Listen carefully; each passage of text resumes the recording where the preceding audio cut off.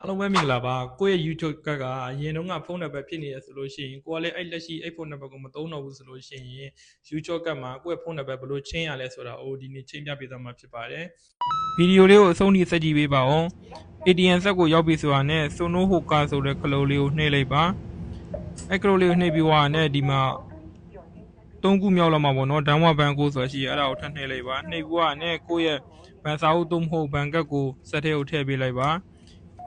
ထည့်ပြီးွားနဲ့ခဏစောက်ပြီးွားနဲ့သူက password လေးလုံးကိုကတ်မှာထားထားတဲ့ password လေးလုံးကိုထည့်ပေးလိုက်ပါ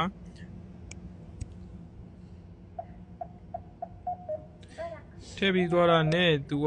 အရင်တော့ထည့်ထားတဲ့ကိုယ့်ရဲ့ဖုန်းနံပါတ်ကိုပေါ်လာမယ်ပေါ့နော်အရင်တော့ကိုထည့်ထားတဲ့ဖုန်းနံပါတ်ပေါ်လာလို့ရှိရင်ကကူနင်းကိုထပ်နှိပ်ပေးလိုက်ပါထပ်နှိပ်ပေါ်လို့ရှိရင်ကိုအသစ်ထည့်ရမယ့်ဖုန်းနံပါတ်နေရာပေါ်လာပါပြီကိုအခုလက်ရှိသုံးနေတဲ့ဖုန်းနံပါတ်ကိုအဲ့မှာထည့်ပေးလိုက်ပါထည့်ပြီးသွားတာနဲ့ကိုပြောင်းထားတဲ့ဖုန်းနံပါတ်ရဲ့အရင်တော့ဖုန်းနံပါတ်အဟောင်းရဲ့ပေါ်လာပါပြီအဲ့ဒါကိုကကူနင်းနှိပ်ပေးလို့ရှိရင်တော့ဖုန်းနံပါတ်ပြောင်းလဲခြင်းပြီးဆုံးပါပြီတခြားသိချင်တဲ့အကြောင်းအရာလေးရှိရင်လည်း comment မှာမှန်းခဲ့ပေးပါ